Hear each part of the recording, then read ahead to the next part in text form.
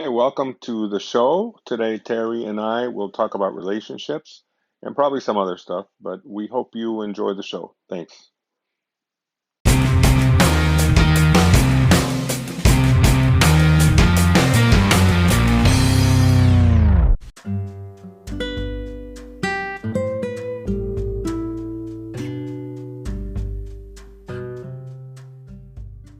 And I did a whole podcast on this for myself before on the topic of what would you tell your younger self. So you told me, what would you tell your younger self? Well, I mean, there's probably a lot of things that would you can talk about driving, you can talk about dating, you can talk about all kinds of things. I mean, just life. Like life. if you get and what I said is when I went back, 15-year-old Danny would hear something different than 30-year-old Danny from 40-year-old Danny. Yeah, I mean, I guess the topic that I would talk about is dating, or like say how to treat a woman, because your younger self, usually you're thinking of one thing, and as you get older you mature, and those things don't become the only thing you think about. There's other qualities, so the dating thing is going.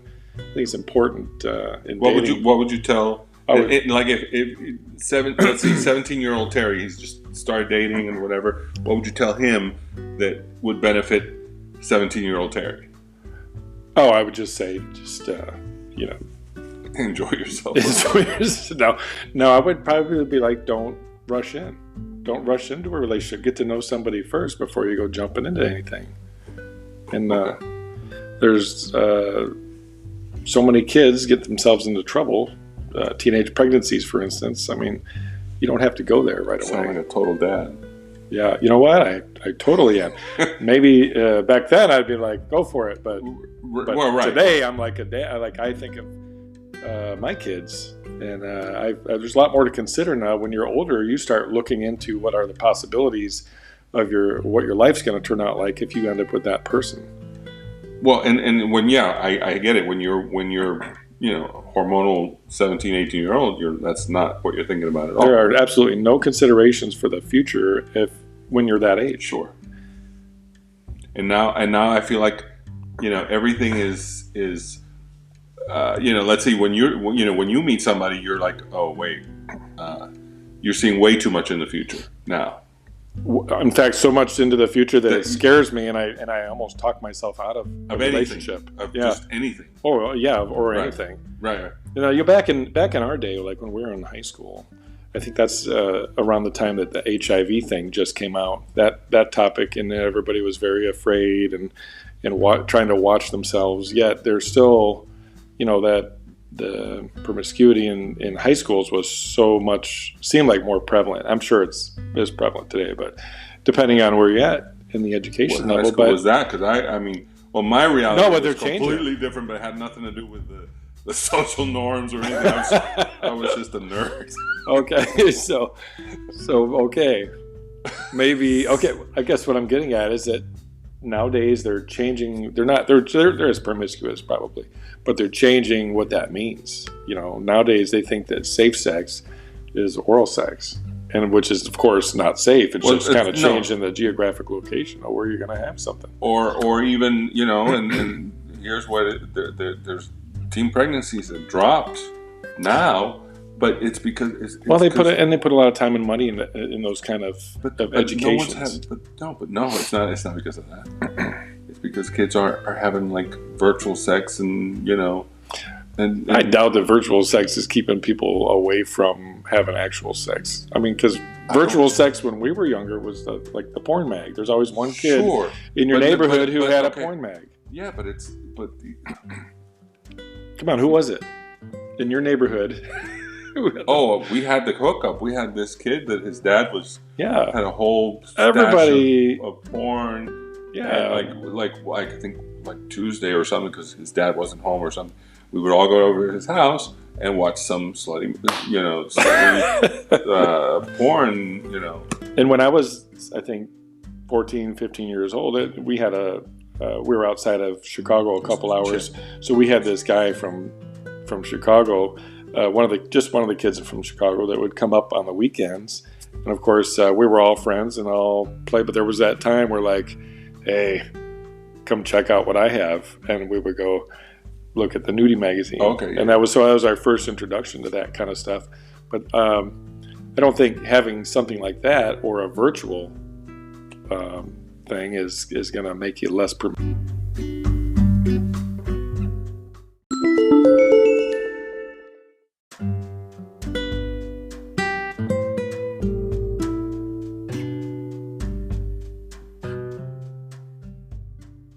The topics like way back and forth. Yes, okay, maybe that's what's cool about it. Well, maybe that. All right, what were we talking just a second ago? Oh yeah, just like family. Okay, so if you're married, for example, and I've heard from other people that it's good when you have your family time together, and at least once a year they say, or more, if you could afford to do it, have time away with your spouse. Sure.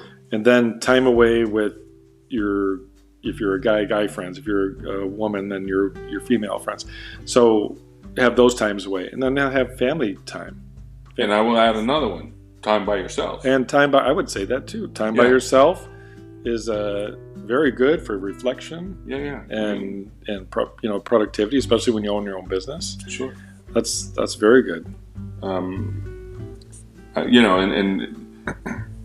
Here's the thing: and looking at a relationship, if you can go back, if you can find someone that you're comfortable with, that you can go back and forth, like switch, like with all those parts of you, I guess that you can be by yourself, that you can go off and not have the person flip out because you're not physically there with them. Yeah. Family time, alone time. You know what that would. What? The funny thing about that is that you're just describing the perfect relationship, which there are no perfect relationships. Right. Well, but shouldn't there?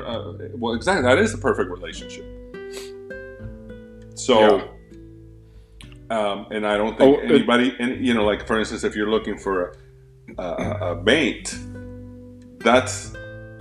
you don't ask them that. Like on a first date, hey, what do you feel about family time? What do you feel about me taking vacations on my own? Or that doesn't come up, and it should be like, are you a type of person that has to be around me 24/7? Yes, and that's the whole reason for dating, right? Because we've seen that recently, where but no one thinks that they're like, oh, she's hot and she's this and they just go for it, and, but that's you realize that 5 years into marriage. And you're like, oh, I can't stand this person. Yeah, and I think that's why it takes, 5 to 7 years for most marriages end in divorce. Yeah. Sometimes less, depending on the amount of stress level, which usually boils down to money. Sure, and money is the main stressor. Actually, probably both my marriages that was. I would say most of my marriages, because I've had 3. Money was always a huge issue. Or maybe not so much in this last one, but cut.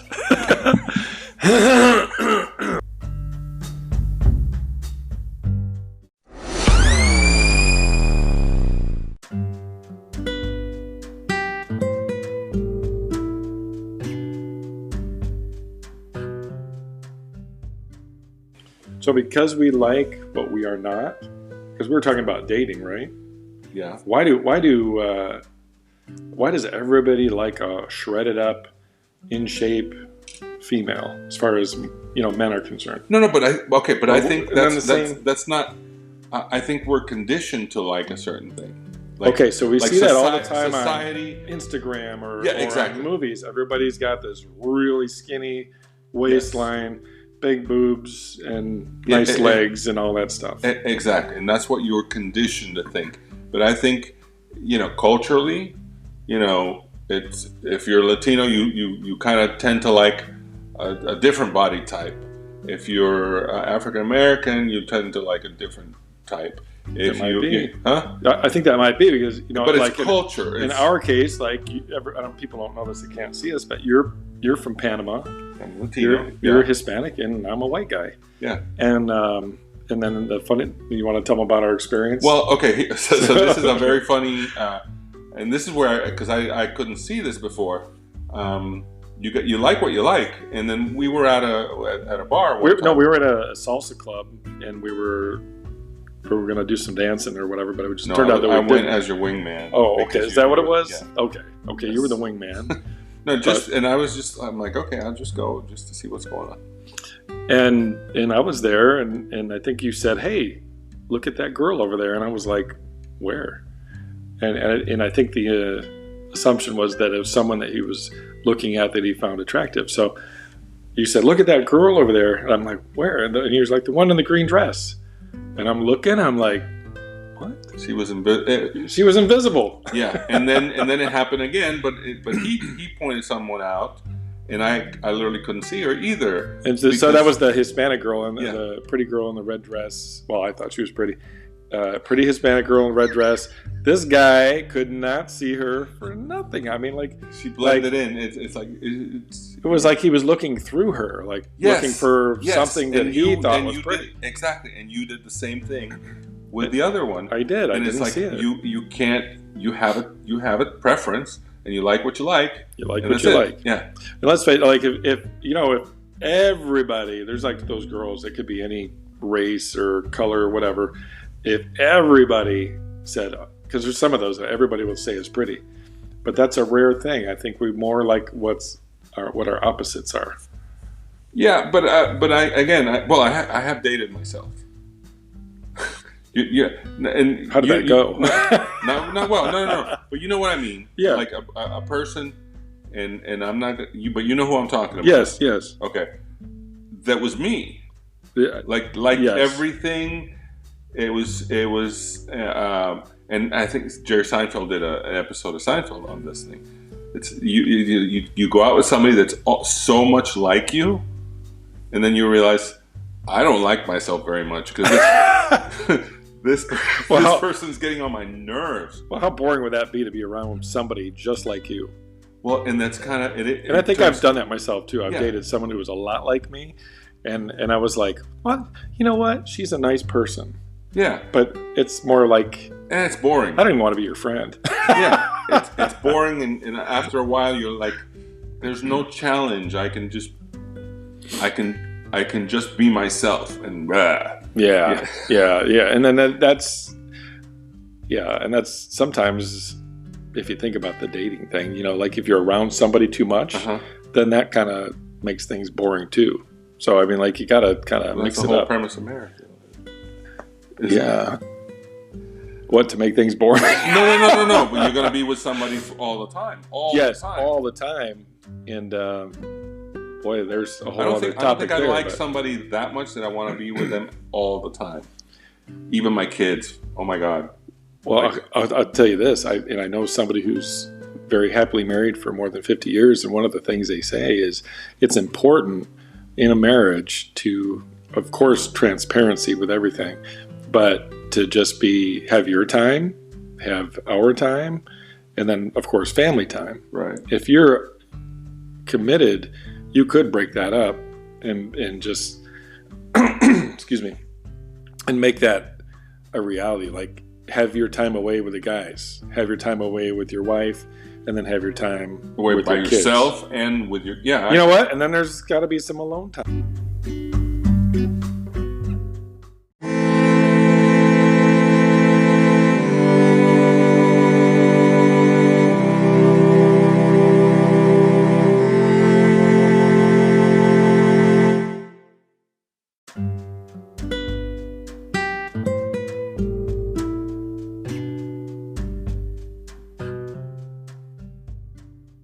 I think we left off on the more times you're married, the less value the subsequent marriages or the new marriages will have if you don't learn a lot of life lessons.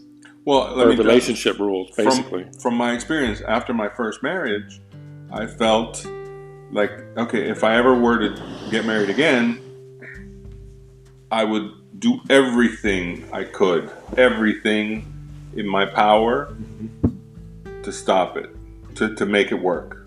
Oh, to stop the divorce. To stop just to make it work. Like, if I look back, I'm like, I kind of didn't do everything. I didn't put everything into it. Okay, so what was the first signs of divorce, or that the divorce was imminent, or the breakdown of the relationship? Well, the breakdown of the relationship is that you stop being honest. I totally agree with that. I mean, seriously, if you stop being honest, like, you can't say, "Hey, listen, I went over there because that's one thing I wanted to do, where I did this. This one thing I wanted to do." If it's going to create, and in my case, it was going to create a problem. We're going to have an argument over, and it's like, I'd rather not have an argument, so I won't tell you.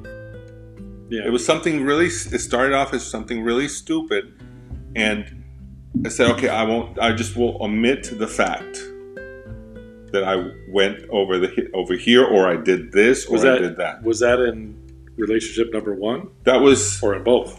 In both. I think that's the kind of, you boil down the issue, is that it's like, you know what, you're not okay with this thing that I realize that I want to do anyway, whether you like it or not. Mm-hmm. We should be honest. I mean, in a good relationship, that shouldn't be an issue. But if your partner has a problem, and I start to hide one little, and that turns into totally dishonesty. Get it, because sometimes in that relationship, it's like you don't want to upset the balance, but you don't realize by omitting the truth, exactly, or lying, I don't want to cause any trouble. You're completely. But by it's like you're contaminating your relationship. There you go. With a lie. Yeah, exactly. And that's the thing. Once you start doing that, and it's like a cancer. It just starts spreading. Exactly. Then it's not so bad to omit a bigger thing here, and it's not so bad to omit more. And then before you realize, you have this whole hidden life. Oh my God! Yeah. Right. Yeah. Then you admit so much more that, in fact, you start tracking, kind of like that law of attraction. You start tracking towards where your energy is going. Exactly. And then it's like, okay, then since you get to be actually, all right, woof. Now this is kind of deep. Okay. Since you actually, that's why they call tend to be yes. Since you start to be yourself in that little space, because that's who you are. Oh, and then your partner starts. Yeah. So you start. Like you. Yeah. Well, you start liking that, whatever's in there, yourself, because that's more of your personality, and you start liking it more than the one you're with. Yes, exactly. So that's the big distraction. Then you have a separate life, and then the person you're with, you're like, okay, you've got something else happening. And then your spouse actually sees your true self. Yes. And it's not with her. If it's not consistent with what she finds in value and as far as a relationship, then yes, there goes the breakdown. Yeah, yeah. And it happens slowly over time. It happens very slowly. But that's the key. If you can't be totally honest, you got a problem. That's not a good relationship. Yes, I believe that's true. That's, in fact, if I think back to my relationships, even dating. Even dating this, just completely honest, trying to spare people's feelings. That's right. What really got me into trouble. It's like contaminating the relationship. And I can say from seeing your situation, oh yeah, you've been around. It was that I'm like, well, why don't you just say that you don't want to do this? Why do you Yeah, be honest. Like, I'm not going to do this. This last one, I felt like. It probably went, at least it wasn't a marriage, and sure. And that's the point of dating, is to find out if you're really compatible with somebody. But it could have escalated quickly. This could have escalated quickly, and you were ready for it to escalate.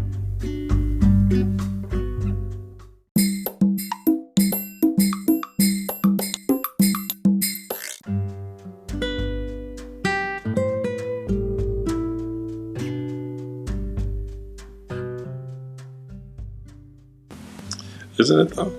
Yeah. All right. So, what were we talking about that we went? We went off. We always go off on a tangent, yeah. And so we were originally on relationships and dating, and about finding somebody that's okay with you being yourself or Right. But I think even more important than that is because you're kind of going like to the point of finding somebody, but the point of dating is to get to know somebody as deeply as possible. And what the hard thing about dating, I think, sometimes is disappointing somebody in a sense when you can see clearly. I mean, a lot of people do this. I know maybe you've done this. I've done this a lot of times. I didn't want to hurt the person's feelings. So that's being. And so I kind of. I've been in a relationship for a couple of years extra. Just because I didn't want to hurt their feelings. Right, and so I'm a hard learner too. And honestly, there have been times early on in relationships I didn't want to hurt somebody's feelings, but I was actually making it worse by not being completely honest. Sure. And the flip side of that is when you're completely honest with somebody and you're like, "Hey, you're a really nice person, and I really like you, but you're just not the one for me." Right. And then when you come off as honest like that, then it's like almost boom in your face. What do you mean I'm not the one? Well, I'm not good enough for you. That kind of thing. You should say, yes, you're actually not good enough for me because I deserve a little bit better than this. But sometimes you could use a little better words like not good enough. Those are fighting words right there. Well, not good enough for me. Well, maybe just not for me. Okay. You know what I'm saying? Like when you tell somebody that they're not good enough, you're like kicking them square. You know what? Okay, I can see that. Yeah. Yeah, but and so honesty. Almost like you get honesty is like just a clean cut. Boom, you're done, and the person will come back later and be thankful. Sure. And of course, treat them nice. Don't be a dick about it. Just be nice, and at first they'll still be mad.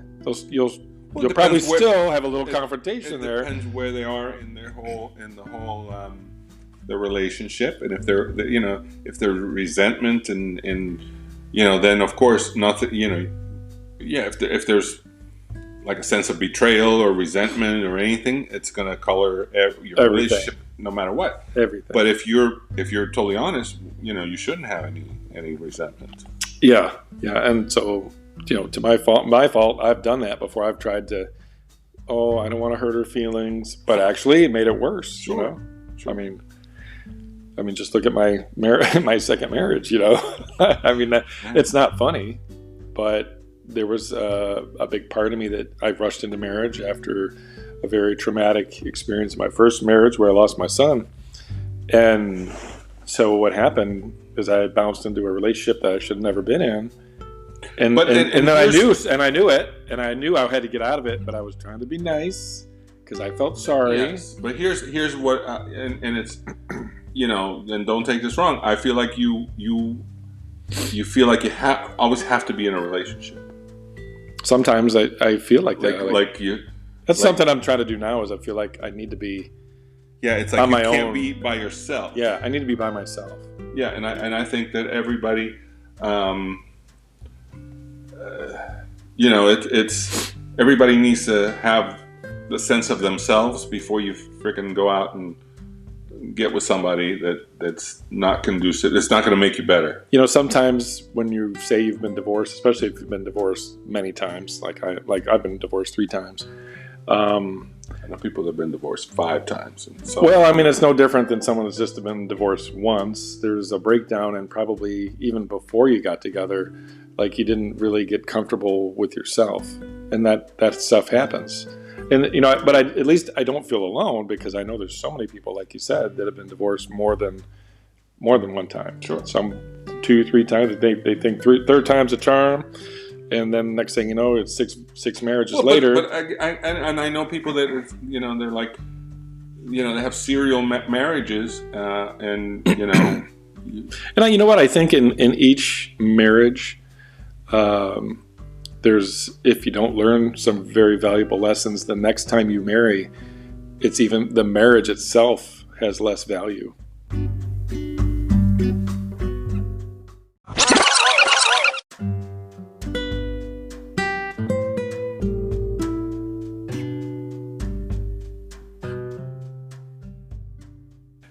Okay, so I think, and we were talking about the relationship, and this last one, I went a couple months before I started really being honest with her and with myself. Like, I wasn't even doing anything, but I was thinking that this was not the relationship for me. Well, yeah, and plus you were kind of like, okay, what do I have to do to kind of let this get go there? Yeah. Or no, or oh, that was before. I think I was infatuated. You were infatuated because kind of it's rushing in. And, exactly, it checked a lot of your boxes. And if I think, okay, there's like a little questionnaire, it checked out 3 of 5, or she 4. probably checked most of my boxes. There you go. And I was excited about that. But it just for one, I think it happened way too early after my divorce. I think I need more time off of dating anyway. But but if I look back, I mean, really, really nice girl, really pretty, everything good. Distance wasn't too much of an issue. I don't think. It was. Under normal circumstances, it would be. Yeah. In this case, it wasn't. In this case, it wasn't. She was able to move around pretty easily and freely, but there just wasn't enough of the boxes checked, and it was, I think, a little bit too soon, because I think that I've got some work to do. I don't even myself. think it was enough of the boxes checked. It was that you didn't read all the way to the bottom of all the boxes. You're just like, oh yeah. The first 5 boxes are checked. Wow, cool. But as we got deeper into the relationship and we started to see how we interacted, and I think there was some things that were my own mind or my own body was giving me red flags, and I was starting to ignore them again.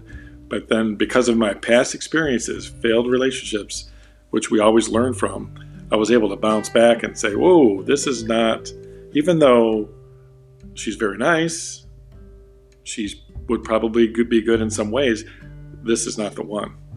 And it's like my body knew before I did. Sure. I mean, it was like I had the brakes on. The older I get, the more it's like, there's certain people that just turn me off, just energy, right? Energy wise. Just sometimes I don't like you. Yeah. And it's for a reason, and it's okay.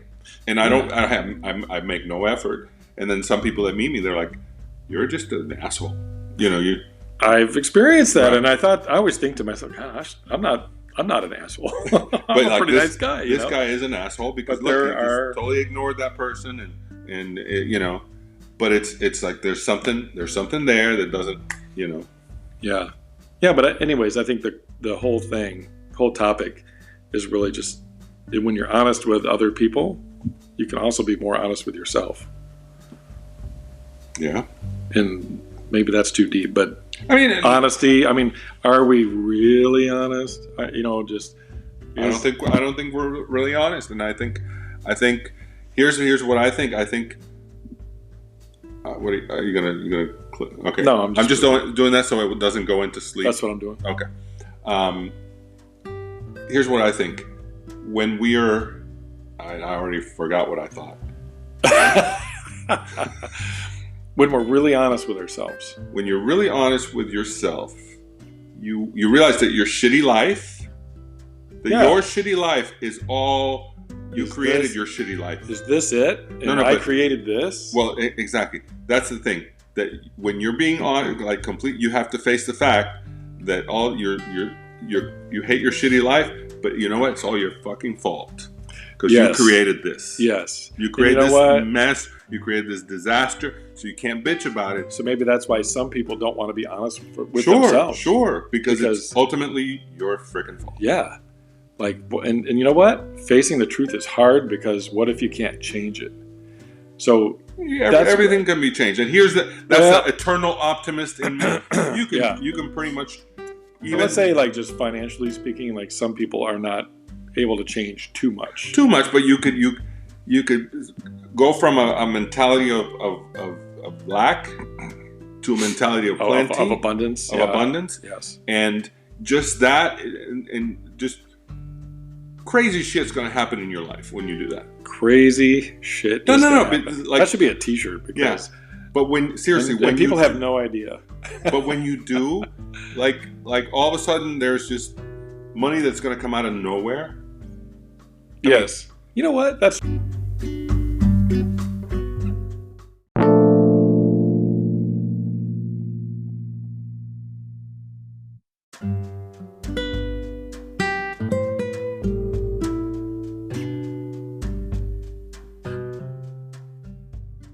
sit down every night. Everything, me and the kids, and when I was married, we would sit down every single night and pray for a certain situation to happen, for a certain place to live, certain income, things like that. And I have to say that when we were all focused on that one thing, that's exactly what happened. But then, you know what?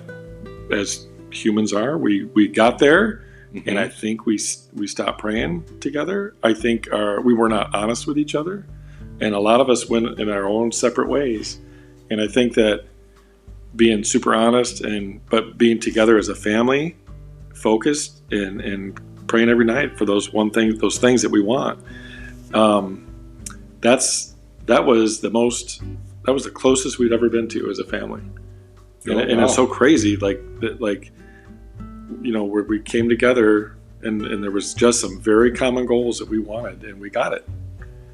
But then there was, I think towards the end there, we were not all being honest, or if we were honest, our kids were very honest, they let us, but we didn't like the way they were thinking. But how can I fault them for being honest? And that's when they started trying to please you, and that's when the dishonesty, Yeah, and then sometimes they will hide stuff from you. Exactly. So that's where it started. Because they don't want to disappoint you. Exactly. And so that goes right back into our relationship. About relationships. It's almost like we're wired to not disappoint people. Exactly. So being honest, even if the result is you're going to hurt someone's feelings. Have you ever been around somebody who just doesn't give a fuck about what they're going to say to you? Yeah. And it's, even if they don't say it in a mean way, it almost pisses you off, because they can hurt your feelings with honesty. Oh, I have. But being honest is it's like they're shaking you, and you wake up and you don't like what you see. Sure. But you don't like. There's things about us, about everybody that. Yeah, and I think I'm that way with a couple people, and it's. This whole thing is just circled back to being honest again, isn't it? Yeah. So honesty. I think honesty with yourself and with others, and if you want to find the perfect mate, which we're all over the place, aren't we? If you wanted to find somebody, we're talking about dating, right? We were talking about the law of attraction. We slipped into the law of attraction, but okay. I think this is going back to dating. If we're just honest, you can save yourself so much time. Haste makes waste.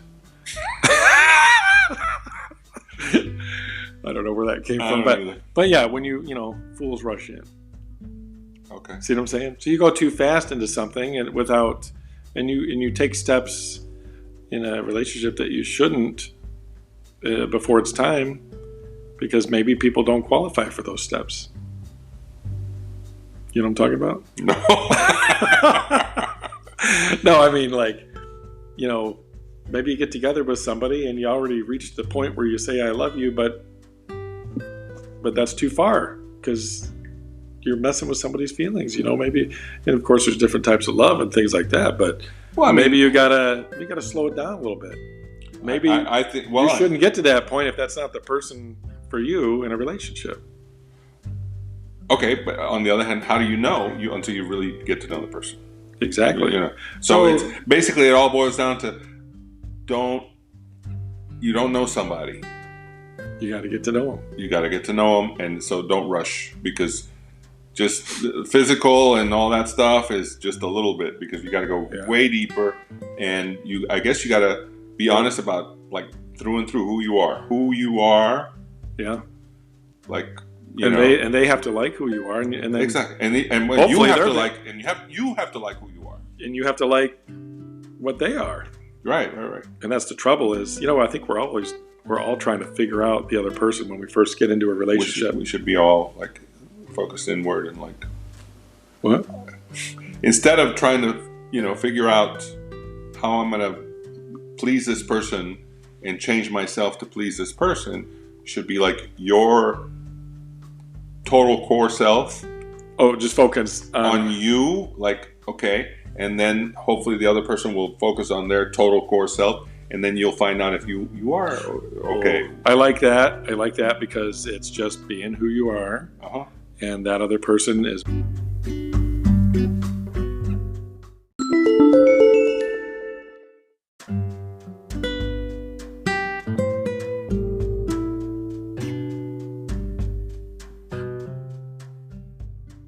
material here, but I like that. You're just being who you are, and the other person just being who they are. And then if you're right for each other, that can mesh good. Right. I think. Yeah. I mean, if you're exactly who you are, like the core essence of who you are, and then the other person's who they are, you might be like, I don't, What if where were we here? This is how this did terrible. we get to this place? Yeah. Well, what about like if you like this person who they are most of the time, but when they get mad, and you're okay with or they're okay with just getting away, or you getting away from them, that's sometimes people need time to cool down. Oh, I totally. For instance, in relationship, we're gonna fight. You're gonna fight. Like if it's me and somebody else we're dating, she's got to be okay with us. Probably okay. Maybe we need a cool down period to get away from each other. Right, and some people don't. Understand that. Yeah, some people don't understand. I mean, I've not been. You know how they say the topic of makeup sex? Yeah, I don't get that, because if I'm in an argument, you hurt my feelings. The last thing I want to do is just get away from me. But get the hell away from me. But I got to be by myself. It's a huge but. I'm telling you. That's what she said. Yeah. So what I was thinking is, when you fight, you should. There should be, even if you don't, or even if you don't need the person to be away from you, you probably should take a break. And then when you really think over what y'all are fighting over, then and you've truly like, okay, well, I accept the difference. Are you saying that I fight dirty? What? Or whoever was fighting with me fights dirty?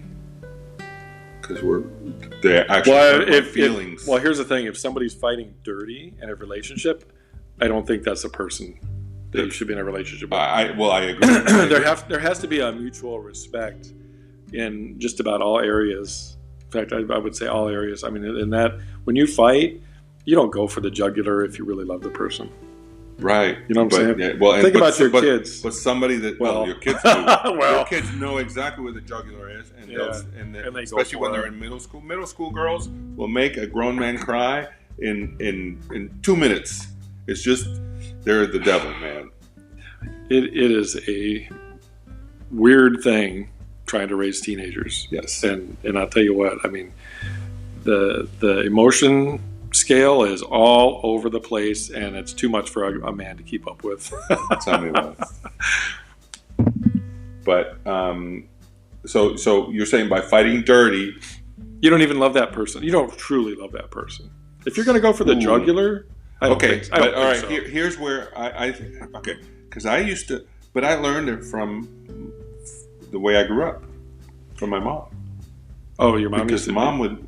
I mean, she use a spatula much? Oh my gosh, my mom was she would go for,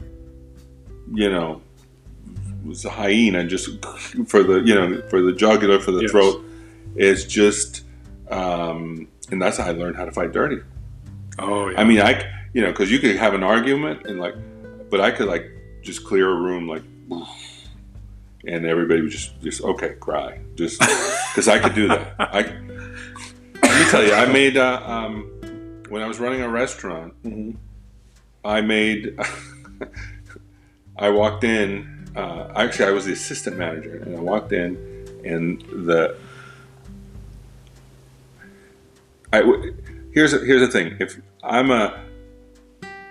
when I was in the restaurant business, I was not a nice. I was a freaking asshole. Okay. Oh, yeah. And I'll tell you why. Because now I realize it's easy to be in that restaurant. Well, I wasn't happy with myself. I hated myself, or I hated my life. I hated my situation. I was in a whatever you say. I was in a bad marriage, whatever the hell it was. But I hated myself. So anyway, I was a jerk, and I remember going into this one restaurant, and they were busy, and I guess they were shorthanded. But I came in, I made the manager cry. Oh boy! I get a phone call. And it's like, "What's going on down there?" Like, no, this is probably the worst restaurant I've ever seen in my life. It's like, okay, I'm just gonna tell you. And this was the district manager calling me.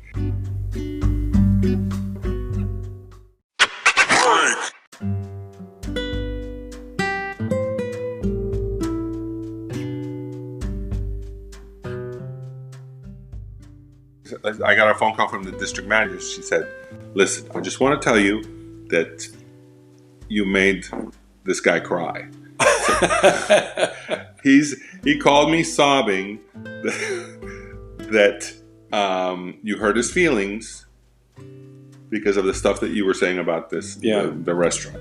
So I know how to clear a room. I know how to go for the jugular, but no one told me that's not the way you fight. I mean, well, and you know what, that person, as hard as that may have been on him, there are ugly people in the world, and I mean like mean ugly, or ugly mean, and you just taught that person how to deal with someone like that. There's going to be a point where he gets a growth experience out of that too, even though that's it's not nice what you did. But now I realize, if I met that person, if I met 27, 26-year-old me, I would be like, the kid needs a spanking. This kid needs an attitude adjustment. Right? Somebody needs to whip his ass. I would say the same thing to myself. Yeah. So, and then I realized that when in relationships, I would do that. And, it's like, okay, whenever I was attacked, and I could, I'm a very, I put up with a lot of stuff. Not me. Right. No, I roll over and... exactly. I roll over and take it. I am usually a very agreeable person to roll over, but when you hurt me, I will come back and with a nuclear bomb. That's true. Yeah. Like, okay, if you really hurt my feelings, okay, no one's getting alive out of it. There's a point. Yeah. No one's getting alive out of it. Yeah. Yeah, there's a point in the relationship, in all my relationships where I've been, that was it. And then when I'm done, I'm done. Like, I can't go back. Exactly. And let's burn this bridge with me on it. Yes, I will saw the branch off that I'm standing on. Exactly. So, yeah. And then, I've done this. Like, okay, boom, we're all going. Yes. So, so I guess you have to, you have to learn how to fight, how to disagree. You know what? That's true. Like, you already have to have almost, not necessarily your script, but you already have to know what you think about a subject. And also the person you're with you have to be compatible with that person on certain things. I mean, that last marriage, politics just tore us apart. I never even thought about the subject. But would it have torn you apart if we were living in like 1980? Probably not. When I was 20? Probably, yeah, right. Well, no. I mean, politics didn't even think about it. Well, right, or I just voted what my parents did back then. Okay. All right, but no one ever really thought about politics that it really affected you to any extent. Anyway. I don't think so. I mean, because that was something that was only on the news at a certain time, and nowadays we have social media that like your level of knowledge because of. But is government more in your life now than it was then? No, it's the same amount. But you just focus on it more. It's different. It's a different experience for me because I'm older. Like, and you're an old guy and you listen to talk radio. I'm an older guy. Listen to talk radio, yeah. It's going to inflame my freaking... If you don't think the way I think, you're an idiot. Right. That's what so many people are doing right now. It's damaging marriages. It's damaging friendships. So you really think that politics had a lot to do with... I think it was kind of like just another slash, like... It was like, if you look at everything like a wound, I mean, just another thing that we don't agree on. And and when you're mad at somebody and you're just done with somebody, you'll use the littlest things, such as that, to advance your thought process because you're already on the way out if you're thinking like that. Yeah. Well, that's all I have to say about that.